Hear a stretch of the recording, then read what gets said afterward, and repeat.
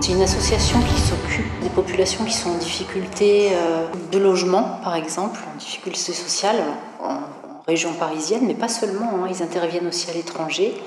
Et en fait, ils ont depuis quelque temps aussi, parallèlement à ça, développé des cours de français. Donc ça leur donne un niveau de français qui est reconnu officiellement. Donc c'est vraiment dans l'idée de les remettre à l'emploi après. Quand on ne sait pas lire, je ne vais pas dire qu'on n'est rien, mais il y a une partie du monde qu'on ne connaît pas, quoi. Alors qu'on sait lire, on peut s'évader, on peut partir en vacances avec l'imagination, en lisant les bouquins et tout. C'est génial, quoi. Quand tu parles mal, tu n'as pas de chance. Je veux que je parle correctement. Comme ça, servir pour une société. Ça, c'est ce que je veux. C'est ma volonté.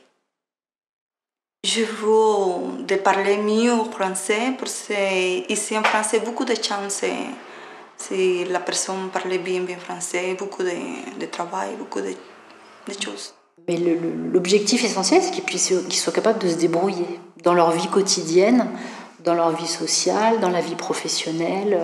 Premier jour, j'ai rencontré une professeure, Julia.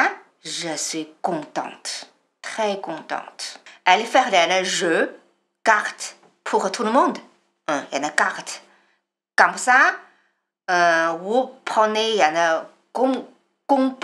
composer le mot.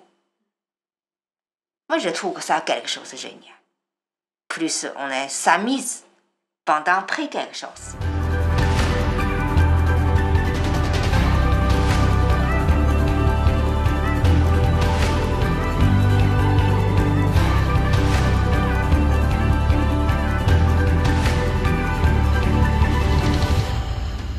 Les ateliers, en fait, on a commencé à les faire, on les a mis en place fin 2015. Parce qu'on s'est rendu compte en fait que le public qu'on accompagne, il y a beaucoup besoin d'entraînement, si on peut dire comme ça, par rapport aux modalités de candidature, la façon de se présenter, les codes des entretiens d'embauche. Qui veut commencer ? Et après chaque simulation, on fait un débriefing pour voir un peu qu'est-ce qui était bien, qu'est-ce qu'il faut améliorer, quelques conseils surtout par rapport au vocabulaire, par rapport aux choses à éviter, question de posture aussi. On faisait aussi une journée de visite d'entreprise et tout. Ça aussi, c'était génial, quoi. C'est aller visiter les entreprises et expliquer leur monde de travail, expliquer qu'est-ce qu'ils font, poser des questions. Je suis pas quelqu'un de timide, mais moi, je pouvais pas poser des questions comme ça et tout.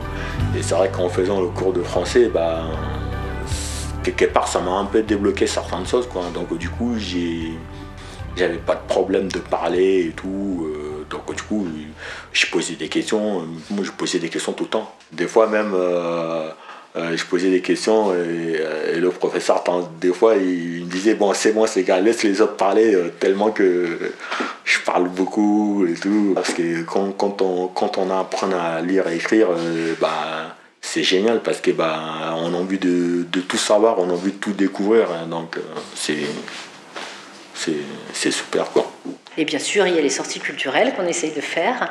Alors ça, c'est en fonction surtout de leur envie.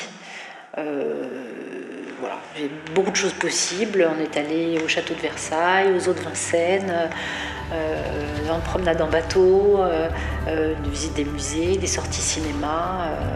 L'objectif, c'est pas seulement la langue, c'est pas seulement maîtriser le français, c'est prendre confiance. C'est oser parler en public, c'est intégrer un groupe aussi, c'est faire partie d'un groupe, pas seulement être l'étranger dans un coin, c'est parler de soi, échanger, c'est tout ça aussi. Habitacité m'a appris beaucoup de choses, m'a appris à avancer. Et d'ailleurs, quand j'ai fini à la fin de mon cours de français avec eux, j'ai pu tout de suite intégrer une autre formation pour Word, Excel et tout ça, c'est Tout ça, c'est grâce à eux parce que pour savoir taper à l'ordinateur ou aller chercher des informations et tout, il faut savoir lire. Ça fait plaisir d'apprendre le français. Améliorer mes quotidiennes parler, ça c'est important. Avant, je ne peux pas s'exprimer. Maintenant, je parle, mais je parle. Cette association me donnait plus de confiance pour la vie quotidienne. Et c'est un rendez-vous pour partir pour l'emploi, par exemple, c'est plus de confiance. Je comprends bien. Avant, jamais aller à un rendez-vous, je tout seul. Maintenant, oui, je vais aller à l'hôpital tout seul, parce que j'ai plus de confiance. Oui, cette association me donnait ça. Un énorme merci à Madame Carole pour sa patience, pour sa gentillesse, pour son professionnalisme. Madame Carole, c'est comment vous expliquez ça? C'est la prof que j'ai pas eu à l'école. C'est la prof qui me manquait en fait. Même maintenant, quand j'ai lu des choses et tout, j'ai toujours sa petite voix dans ma tête qui me dit non, faut pas se précipiter.